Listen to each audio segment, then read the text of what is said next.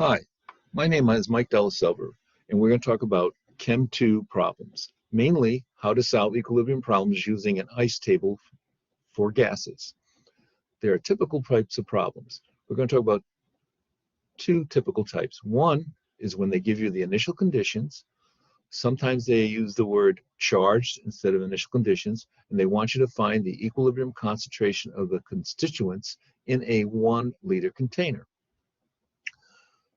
A version of that problem is that if you have more than 1 liter, you must divide by the size of the container to get the moles per liter, and then to get the equilibrium values associated with the size of the container, you must multiply it by 5 or 4 or 3, whatever the size of the container is.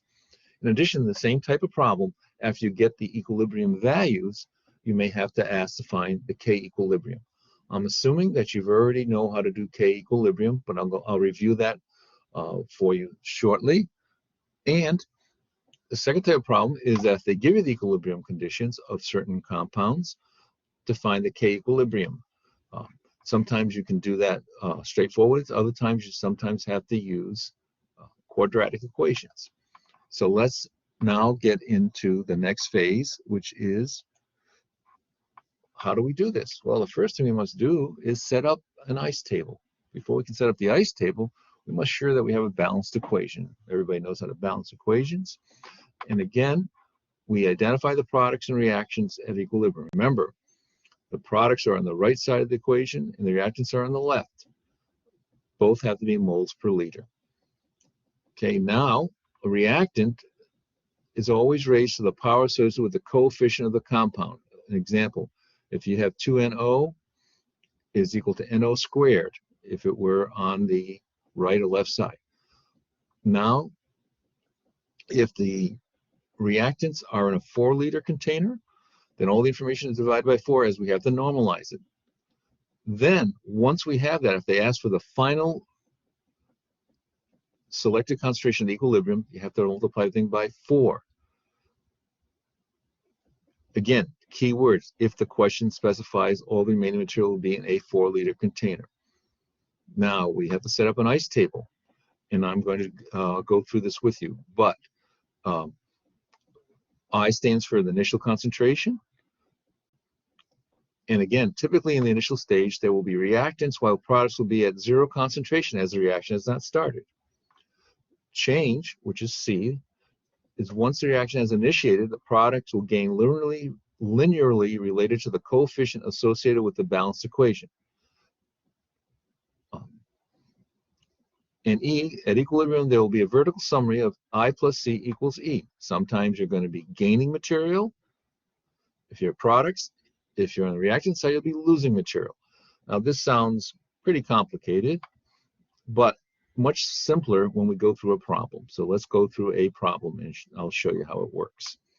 Sample problem 1. This system is prepared with, and this is the reaction of N2O equals H2O equals 3.60. At equilibrium, water is at 0.60. Here's the reaction. First, you got to find the reaction. This is balanced. Second, they want to find the equilibrium concentration of oxygen and Ke of system. Well, now we go to step 2. Step 2 is products over reactants. So it's NH3, it's to the 4th power because that's the coefficient. Oxygen is to the 7th power because that's the coefficient. It's products divided by reactants. Again, I'm giving you a generic equation, which would be N2O4, squared over H2O to the 6th power, again. Okay, now let's talk about how we set up the ice table. Again, we look at our data. The system is prepared. They use the word prepared. Sometimes they use the word initialized. Sometimes they use the word charged. Prepared means there's 3.60 moles of this material, 3.60 moles of this material, as this says. At equilibrium, the water is 0.60. Okay, so we're going to talk about that shortly, but right now let's just set this up. Okay, so the amount that we remove to create the amount of product is always going to be equal to the coefficient. So it's going to be minus 2x minus 6x. What we're producing is 4x and 7x. Now equilibrium, as we said, I plus c. So it's 3.60 minus 2x, 3.60 minus 6x, 4x, because it's 0 plus 4x, and 0 plus 7x. Now we have a piece of information. We know at equilibrium, water is 0.60. So this equation really is equal to 0.60 at equilibrium. So that will be shown in the next page. Hang on one second.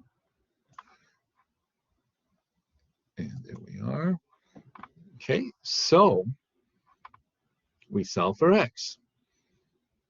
And that's key. Once we solve for x, if we go back to the previous pages, we can get the values for all the materials involved in this reaction.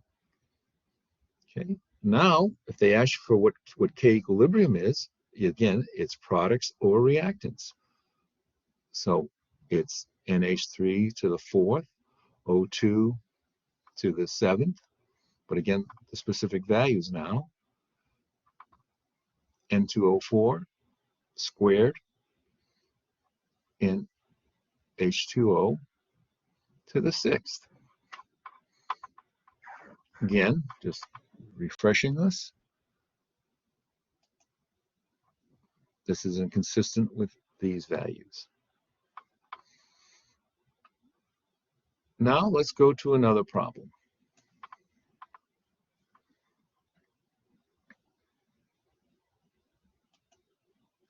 Okay, I'm going to get a chance to read this and digest it. There's a lot of information here, and I want you to, and we have a lot of choices for the answers. Please read this carefully.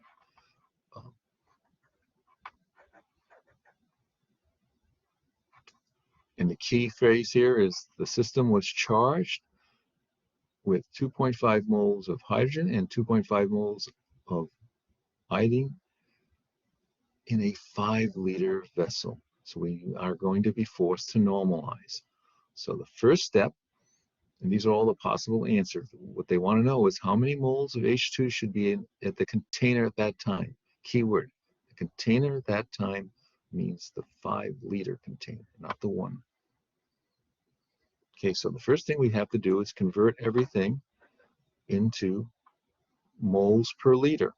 So you divide everything by 5, and you get the appropriate amount of hydrogen and the appropriate amount of iodine.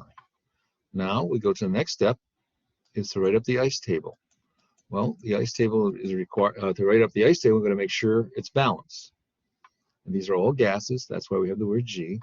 And now we have 0.50, 0.50, nothing's been created yet.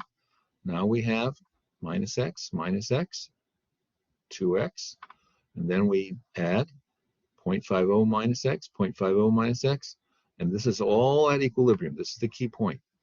Now we have to solve for x, since we have Ke in the basic equation. Okay, all right, so we have the Ke value. Okay, now we have to do some math tricks. Okay, if you notice,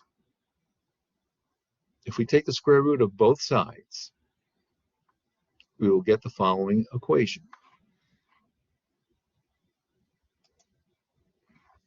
Let me go back here.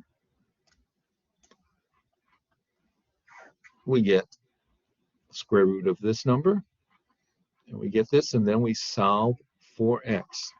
And x in this case is 3.94. However, we want to find out how much hydrogen do we have at equilibrium. Well, we've got to go back to our basic equation, okay, which is looking for hydrogen, so we have to subtract from 0.50 the x value that we found. Okay, the x value that we found is 0.394. So we now have hydrogen at equilibrium is 0.106 moles per liter. However, this is a 5-liter container. So you have to multiply it by 5 to get the amount in the 5-liter container of hydrogen at equilibrium. Okay, now we have 4 more problems. 2 have been done in detail, 2 have not been.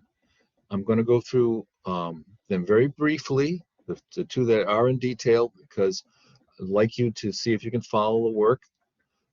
And the other 2 you'll need to follow and solve yourself.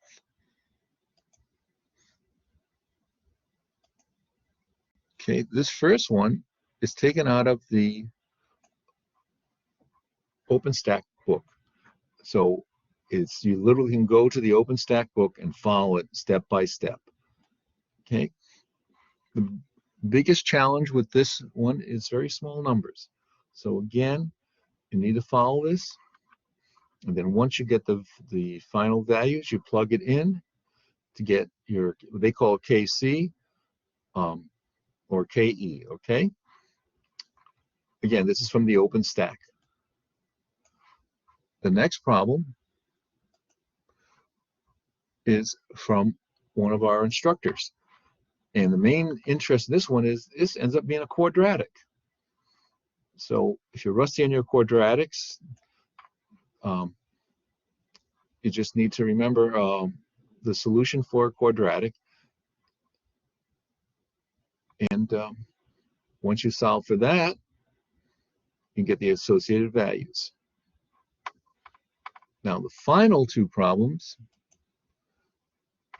are pretty straightforward from a standpoint of the first one's in a 4-liter container, and the second one is at equilibrium. So without much more to say, this is how we solve problems, gas problems using ice. And that's all we have for today. Thank you very much. Again, one final note. If you have some concerns or issues, please visit us at the ASC in person, or drop by one of our virtual classrooms to discuss the problem with one of the instructors. Thank you again.